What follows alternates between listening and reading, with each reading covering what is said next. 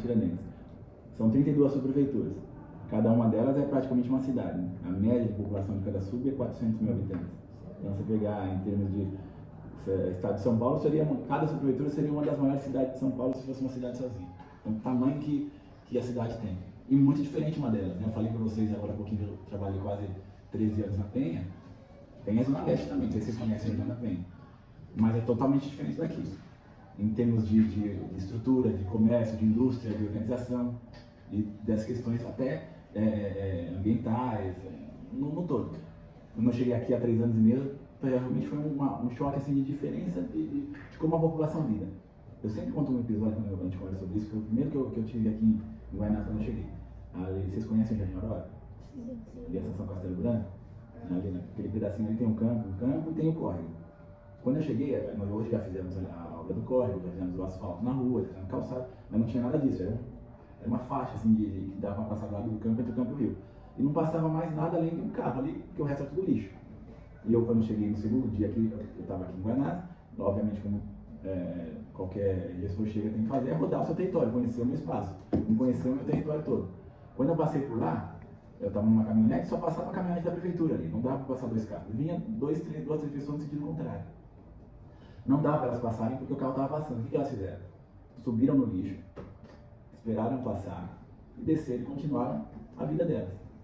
Mas isso para mim foi um símbolo muito importante da forma como a população aqui no nosso pedaço entende o seu território. Porque eles subiram no lixo como se fosse a coisa mais normal do mundo.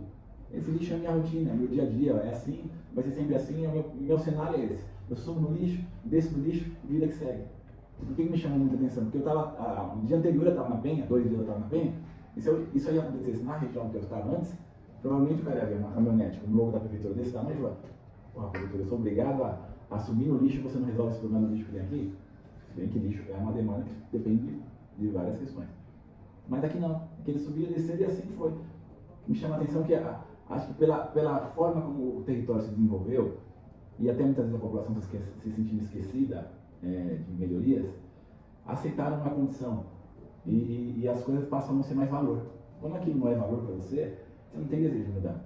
Então não desperta em você indignação.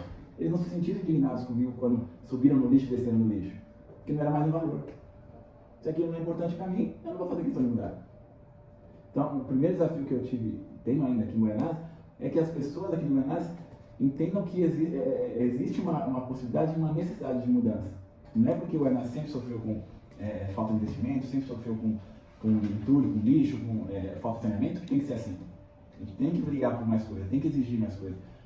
Vocês, bem jovens, é importante, o desafio dos professores é sensacional de deixar esse gostinho de querer mudar em vocês. Porque quando cai na mesmice, cai na desmotivação, é o fim de tudo, né, professores? Aí quando a pessoa não quer mais mudança, aí a gente perde a esperança mesmo. Então eu queria que vocês continuem com essa esperança aí de mudança, de ver as coisas melhorarem, né?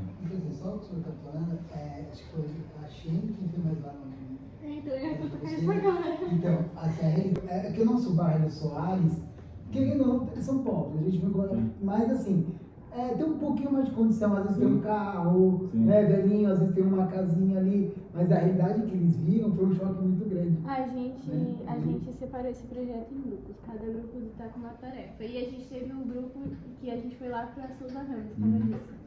E quando a gente chegou lá, não só para mim, mas para as outras, se eu não me engano, 7 pessoas que estavam comigo, foi um choque muito grande.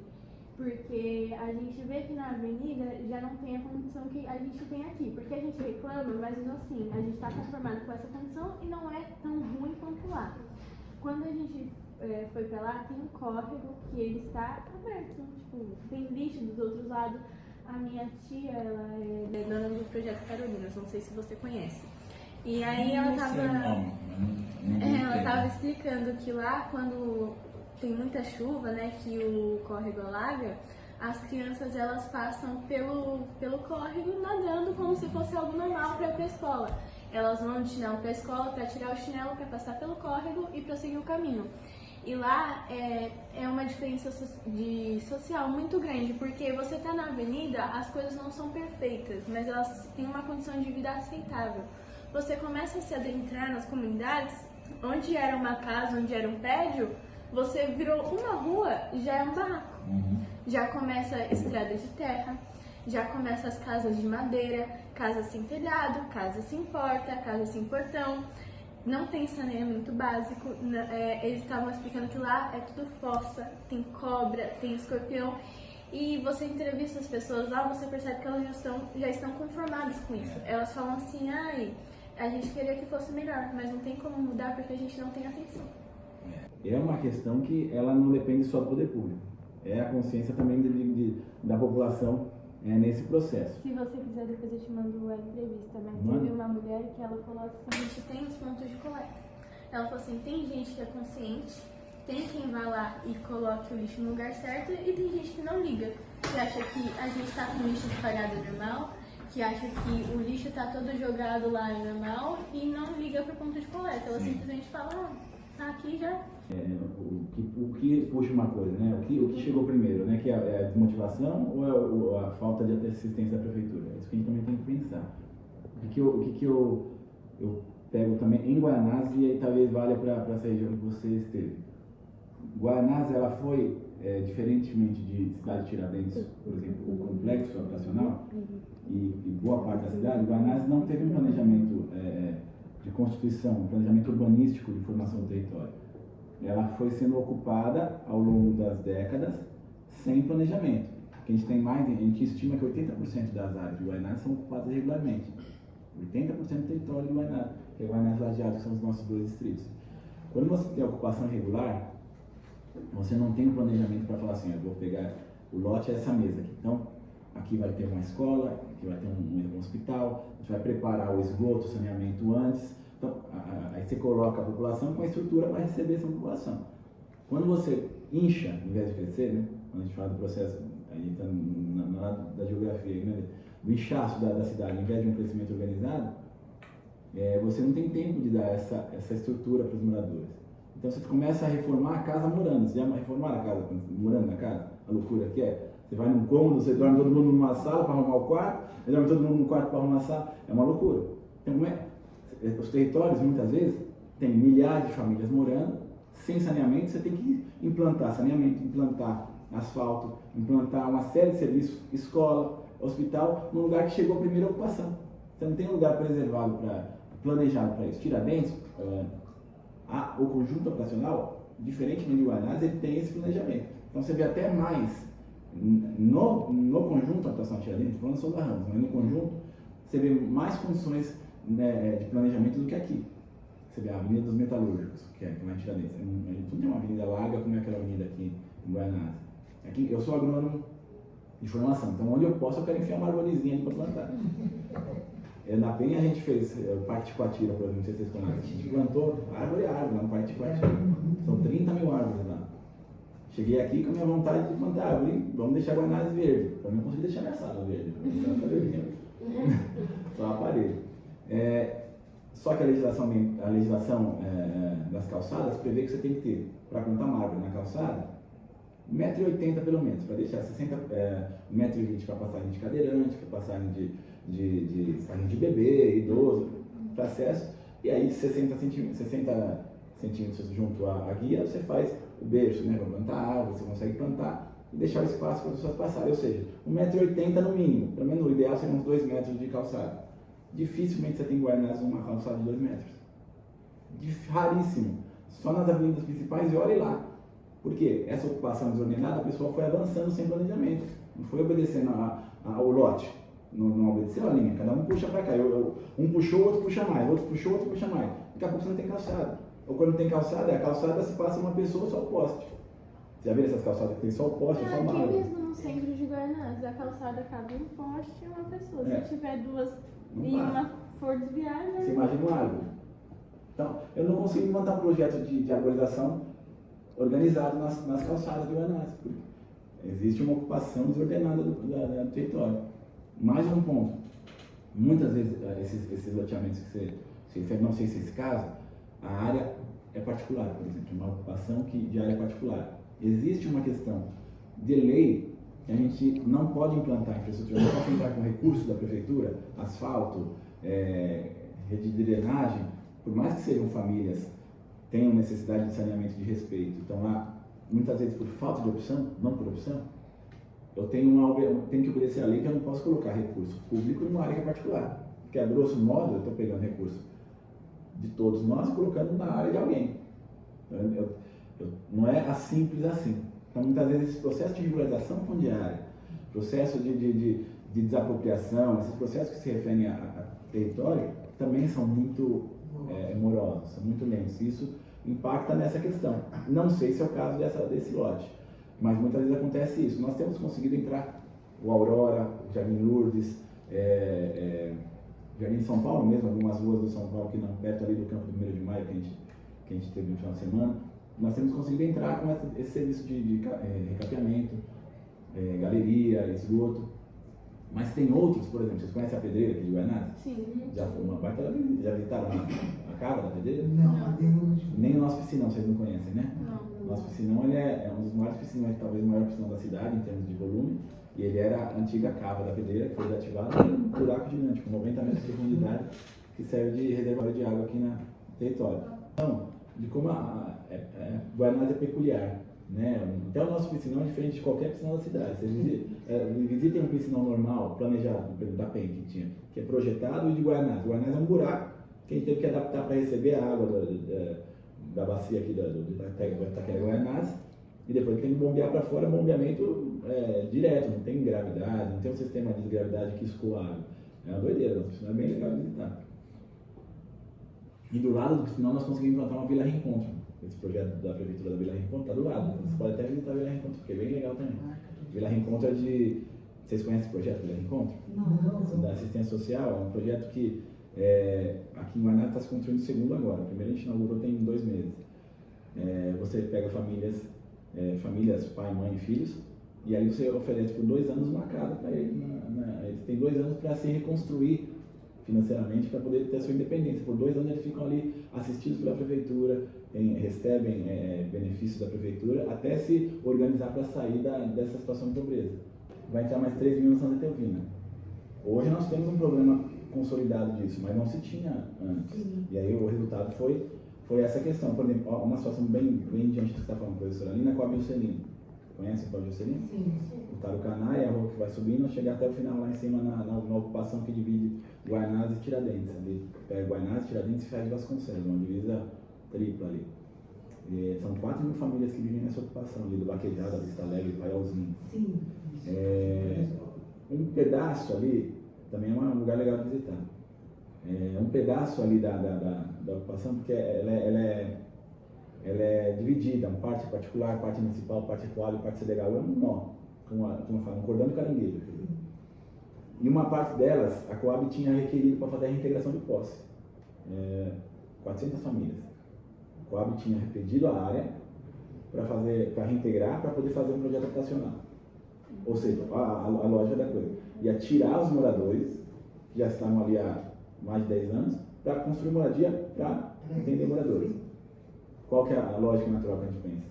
Vamos tentar manter os que estão lá. Né? Já que a ideia é regularizar para oferecer para a população de moradia, vamos tentar a possibilidade de manter esses que estão lá. Então a população ficou desesperada, a tia, né, que é a líder lá, com o Dudu e todos, porque eles iam, e ali eram as casas de alvenaria já, ruas largas, passíveis tranquilamente de você urbanizar. Só não estava urbanizada para aquilo que eu falei para a Alice, porque a gente a área não era ainda da prefeitura. Fizemos uma comissão de moradores, eu fui junto com eles, com o nosso pessoal, nossa equipe jurídica, conversar com o presidente da Coab, é recente, isso é bem recente, a possibilidade de negociar, de conversar, de manter aqueles moradores ali para regularização. Graças a Deus, é uma ótima, excelente boa vontade do presidente da Coab, hoje nós estamos regularizando aquele pessoal lá. Para entrar com urbanização agora, ele não conseguiu entrar com asfalto, logo a gente vai conseguir entrar. Está em processo de regularização, ou seja, nós conseguimos manter o pessoal que havia ocupado inicialmente a área. Claro, fazer como empresário, uma empresa que é a área para ela para poder. Exatamente. Só que a lei prevê, quando você faz reintegração de posse, o que é reintegração de posse? Eu sou proprietário, vocês estão aqui na sala, eu quero reintegrar a posse, eu quero tomar de volta para mim. O custo disso todo é do proprietário. Polícia, trator, caminhão para levar mudança dos ocupantes, tudo isso é do proprietário, ou na área particular. Na área particular. a primeira começou a fazer conta. Não sei quantas mil famílias. Eu ter que arcar com todo esse custo, talvez não valesse tanto a pena eles requerirem o terreno de novo. Nós estamos num processo com as 2 lotes agora da Prida negociar e doar a terra para regularizar. Né? Então, avançando também nisso. Mas você vê como que não é fácil essa tratativa de construir isso. Tem que falar com o proprietário, falar com uma associação que represente os moradores, chegar no acordo. Aí, chegado ao acordo, tem que ir para a questão judicial. Chegar na questão judicial, depois a gente entra na infraestrutura. Aí que a gente pode entrar na infraestrutura. Por isso que muitas vezes demora tanto para a gente entrar com essa resposta. As atribuições da subprefeitura. O que faz uma subprefeitura?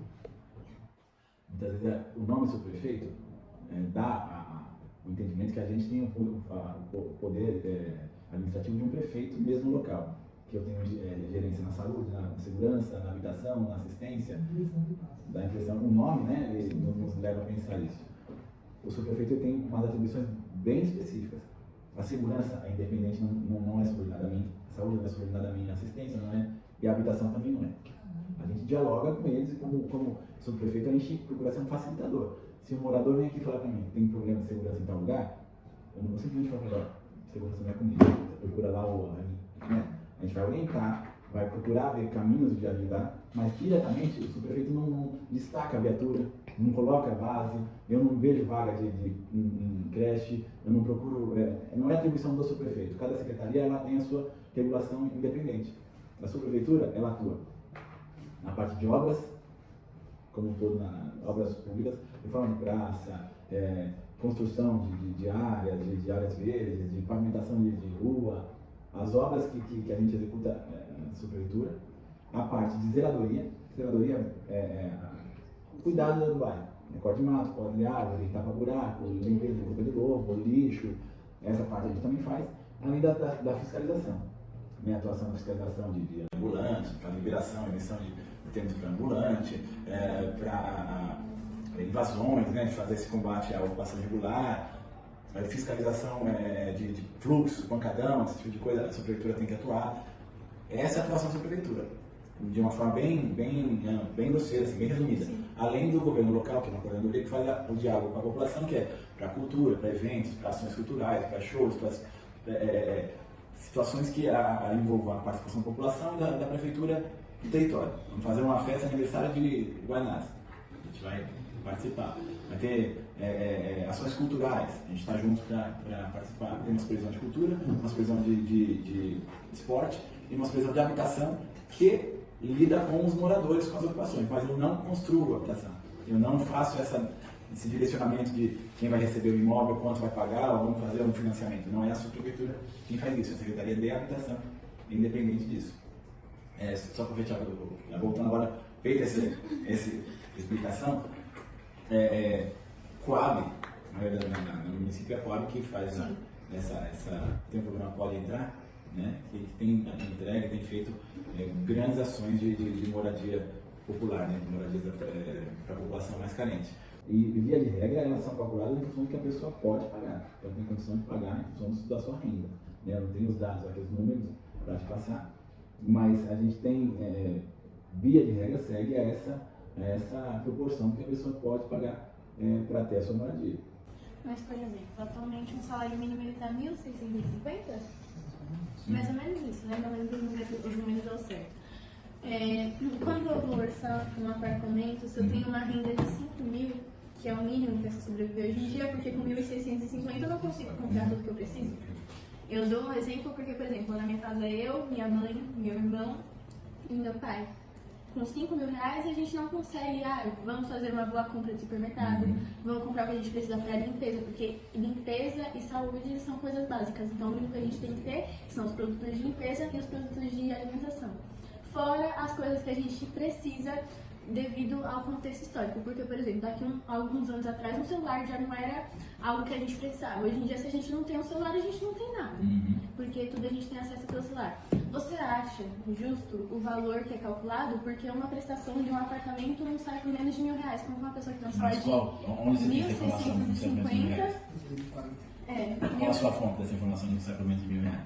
Porque a minha mãe, ela foi orçar apartamento. Mas pra quem? Qual era a financiadora? O apartamento era Da Caixa. Não, da Caixa, porque da Caixa não é da prefeitura.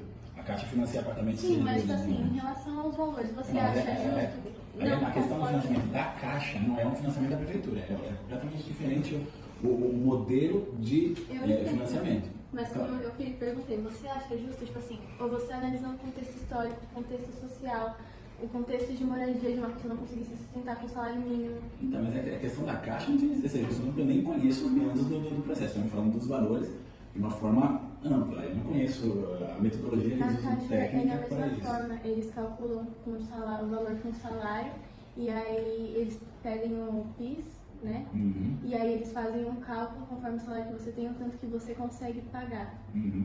Só que mesmo assim, é um valor tipo muito irreal se você considerar que fora a parcela do apartamento, a pessoa vai continuar pagando, por exemplo, se eu morasse de aluguel.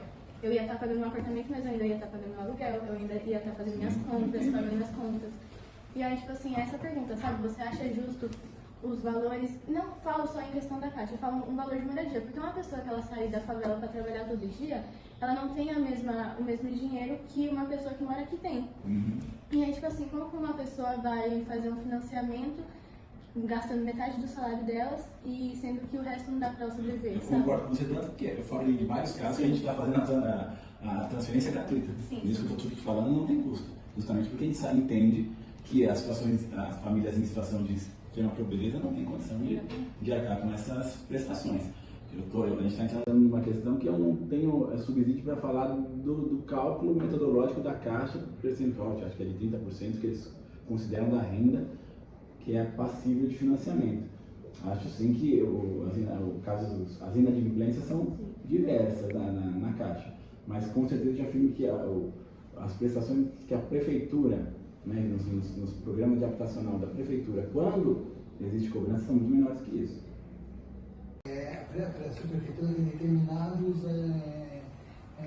legislações que ela pode fazer, certo? Então, quer dizer, por exemplo, a gente viu o aumento da mendicância, que você não vê, eu sou da Zona Sul. Sim. Eu morava lá na Pedreira, né? Chamei Caponra, naqueles lados. Então eu conheço a dinâmica de lá. Quando eu cheguei aqui, não tinha. Quando você se afastava de Guaianazes, você chega perto das zonas centrais, você viu o cara pedindo de farol. E aí significa que se você olha, mas você não pode. Aí você tem que dialogar com o cara lá sei lá, se é do bem-estar social, não sei qual é a secretaria da assistência social, né?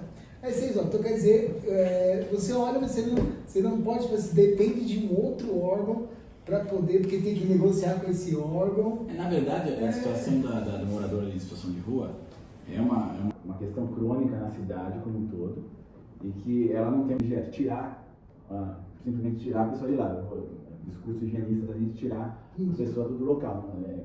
São vidas que estão ali muitas vezes por falta de opção, quase sempre por falta de opção.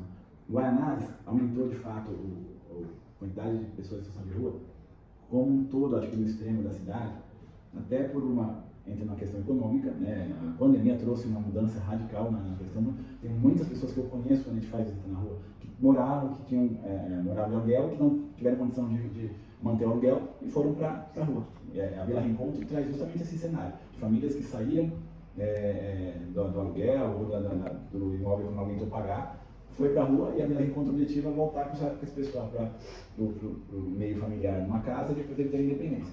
Mas a pandemia é um dos fatores que mudou demais esse aspecto. Outra questão, essa população, ela caminha, ela é fluida, né? ela é nômade, se desloca para os locais de maior disponibilidade. No centro da cidade, nós estamos com um trabalho bastante contundente nessa questão de tanto da assistência quanto de segurança. Existe migração para as franjas. Né? As franjas da cidade acabam sofrendo essa migração dessa população.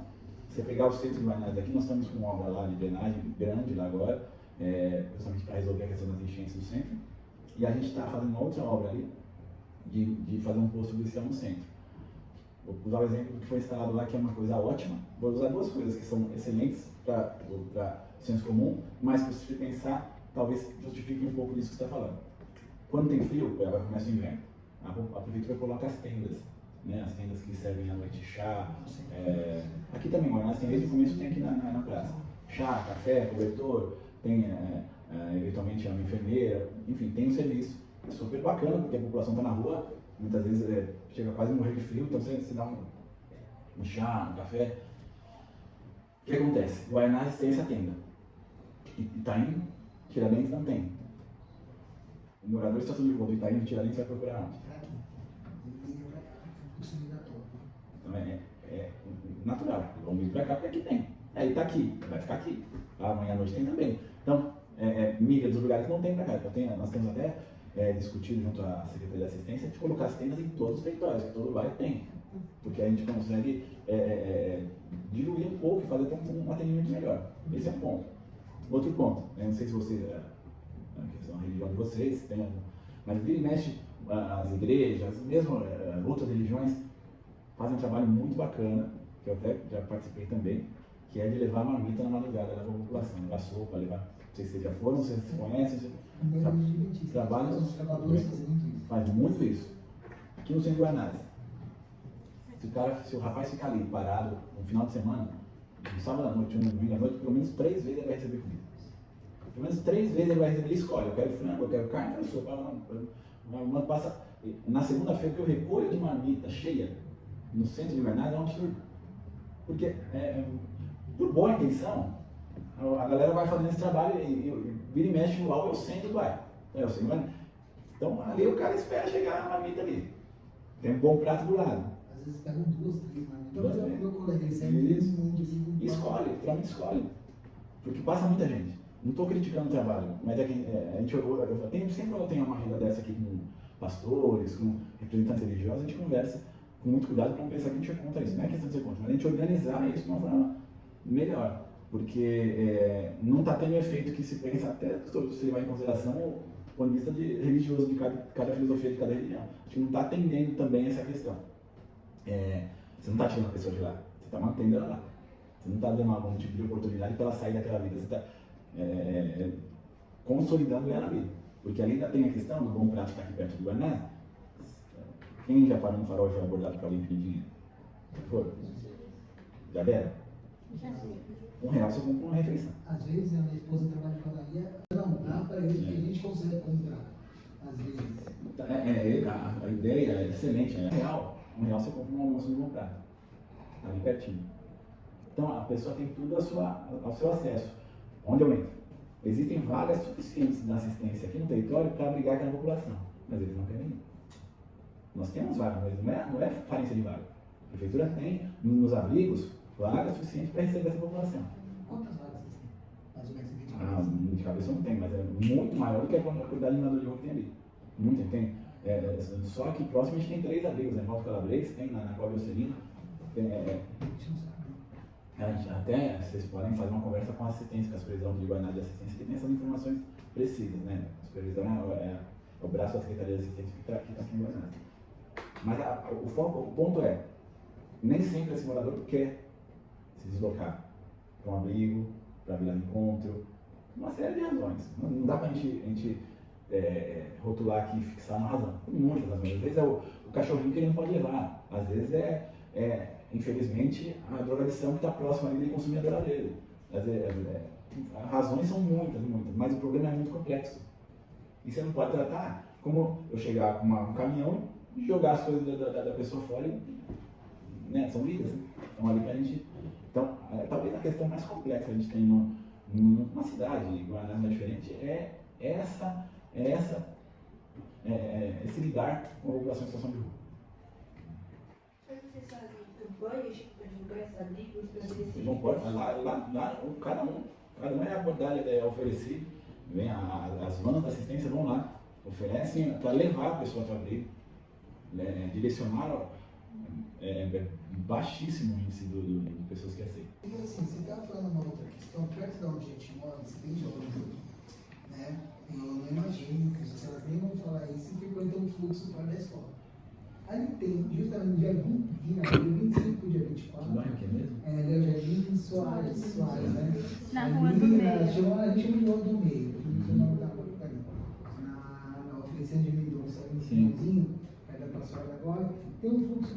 Próximo ao geral. 24, 25. Antes, quando eu cheguei aqui, não tinha, aí começou ali no dia 31 pro dia 1º, aí você tinha que voltar, aí você passava na rua, tava garrafa, tava não sei o quê. E, não é? É justamente ali na questão de Mendonça. E agora dia 24, 2 vezes. Aí você falou que uma das atribuições da subprefeitura é fiscalização de som alto. Meu, é um absurdo que você fica ali. Eu não moro ali, eu moro na rua Guarnamite, se você conhece, do lado do Hospital Geral. Bem ali, tem uma feira de quinta, naqueles prédios novos, que inclusive foi na gestão da marca. Né? E assim, mas é insuportável, porque eu fico pensando no idoso que está ali. Eu fico pensando numa influência de uma criança, dos nossos jovens que frequentam ali. Vocês impedem, constitucionalmente pela lei, você está impedindo o meu direito de ir. A polícia ela fica cercando o local para que eles não. Isso é um absurdo. Não que isso seja justificável, mas lá eles fazem literalmente numa rua familiar, eles não fazem nem tipo na avenida. É uma quantidade tão imensa de pessoas que tem a pracinha aqui e o hospital geral aqui. Aqui tem uma rua Isso. Pega a praça toda, a parte do geral. Esses dias eu fui no Natal passado. No dia seguinte eu fui pra casa da minha avó, já era meio-dia, um monte de gente bêbada, sem roupa, lixo no chão, um monte de carro, você não conseguia andar por lá sem observar o chão pra você não se machucar. Como a subprefeitura está lidando com o aumento dos moradores de rua, quais iniciativas estão sendo feitas para fornecer o abrigo a essas pessoas? Entendendo que a gente conversou agora há pouquinho, né? A gente tem uma série de equipamentos de assistência que acolhem essa população, o centro de acolhida, a Vila Reencontro, que estão sendo construídas agora a segunda aqui em Guaianazes, todas elas têm essa finalidade de dar acolhimento a essa população. Fora isso, o CAT, por exemplo, o Descomplica, que foi inaugurado agora aqui em Guaianazes, tem uma série de ofertas de emprego que não exige muita qualificação profissional, que pode abrigar. Tem o programa Operação Trabalho, o POT, que a prefeitura consegue remunerar por alguns trabalhos relacionados à prefeitura. Então existem diversas saídas para essa população, fora o que nós falamos agora do centro, né, que nós estamos fazendo em termos de melhoria no centro da cidade, no centro do bairro. Para eles melhorarem de vida. Com as férias escolares, muitas vezes alimentos nas escolas que possuem os alimentos nas escolas que possuem prazo de validade. O que vocês vão fazer, tipo, projeto para esses alimentos? É uma questão que é importante falar com a educação. Não sou eu quem faz a gestão desse tema em específico. Nem tenho conhecimento do quanto que sobra de alimento de validade. Se eu falar alguma coisa que eu vou estar especulando, eu não tenho sequer dimensão do volume. Eu imagino que normalmente se tem um banco, por exemplo, o SAGESP, que é o nosso tipo de alimentos da cidade, tem um banco de alimentos. Os alimentos estão próximos de vencer, eles fazem uma distribuição. O que sobra do dia, né, porque o vegetal não pode perecível, não pode durar muito, que não vende, eles distribuem. E imagino que se tem um programa semelhante, mas eu posso até ver o outro. Marta, eu dou a devolutiva para vocês junto a André. Porque o negócio é que sobra muito, inclusive sobra mesmo, tipo, às vezes vegetal não tá, mas às vezes tá chegando as férias, aí sobra aquele bando de ninguém. Faz o seguinte, me manda no WhatsApp a pergunta. Se vocês quiserem mandar, as que a gente não tiver resposta direta agora, se vocês quiserem anotar e me mandar, eu dou a devolutiva para vocês. A minha pergunta é, quais os projetos que a subprefeitura tem para melhorar a educação pública das escolas? Mas você não tem acesso, né, a essa parte. Programa de educação, né? Então, eu queria perguntar de que forma a subprefeitura tem agido para combater o crime das ruas? Então, a gente tem os dois distritos nossos aqui, tem o Conselho, que é o Conselho de Segurança, que é o fórum oficial para discutir segurança no território. Ali Guaianazes, né, do Lajeado, distrito de Guaianazes. Tem o Conselho de Guaianazes que funciona assim como o Conselho de Lajeado. A Polícia Civil, a Polícia Militar, a Guarda Civil Metropolitana são as forças oficiais que tratam essa questão de segurança diretamente. A gente, prefeitura, a gente procura atuar indiretamente. O que é indiretamente? Uma rua que a iluminação queimou, é uma praça que está com mato muito alto, o cara se esconde atrás do mato para assaltar quem passa. A árvore que está com a copa. Você não tem acesso à polícia, você tem mais acesso, tipo assim, à parte estética. Tipo, a zeladoria. Isso. A zeladoria que indiretamente contribui para a questão Você não pode falar assim, eu mando, um câmera de polícia porque você não tem acesso à polícia. Você tem acesso, então, à limpeza vegetal, por exemplo, vielas, por exemplo, que são muito comum. Aqui tem a rua, tem dois postes que elas queimou. O pessoal fica muito escuro aqui, tá tendo assalto. Essa é uma obrigação da gente atuar. Quais são esses A gente tem bastante obra de drenagem, conta de muita mesmo. Tipo, a região da cidade que mais executa de drenagem é Guaraná. Nós estamos hoje com uma obra no centro, na Vila Minerva agora, que é a maior obra da cidade, quase 100 milhões de reais, uma obra que vai readequar todo o córrego, desde o Céu Jambeiro até chegar aqui no centro de Guaraná, e todo esse problema do centro aqui da Rua Getulina, Alexandre Bonatti, Vila Minerva, essas ruas todas que alaram, as obras estão acontecendo, até se vocês acompanharem no meu Insta, eu estive lá anteontem fazendo um vídeo. A prefeitura atua na drenagem. Saneamento básico é a Sabesp que executa. Então a Sabesp, eu vou ter uma reunião com eles inclusive na semana que vem, a gente cobra, a gente exige deles e procura oferecer parceria que a Sabesp entre com saneamento nas áreas que a gente está entrando com infraestrutura. Falei de algumas áreas que a gente está entrando de melhoria, a Sabesp lá na Roseira 2, Roseira 3, que é divisa também da... Então, você mora no qual? Eu moro na Roseira 2. Qual que é o... A minha rua? Por Valseixas. Ah, sim, você já está, né? Então eu estive lá semana passada, falando com o pessoal lá querendo uma garagem na Rua de Ibama, que acho que é debaixo da Roseixas.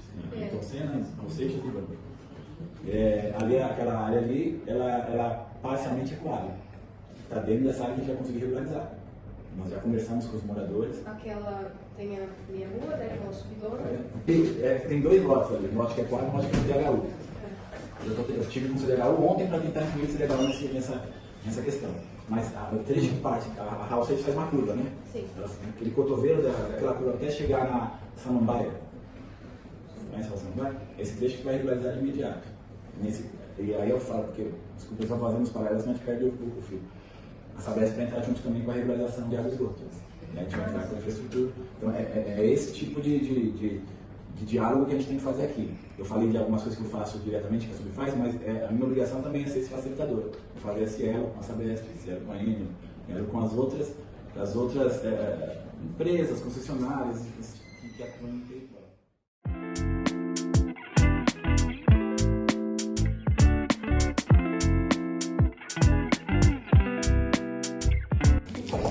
Esse aqui é o mapa do nosso território.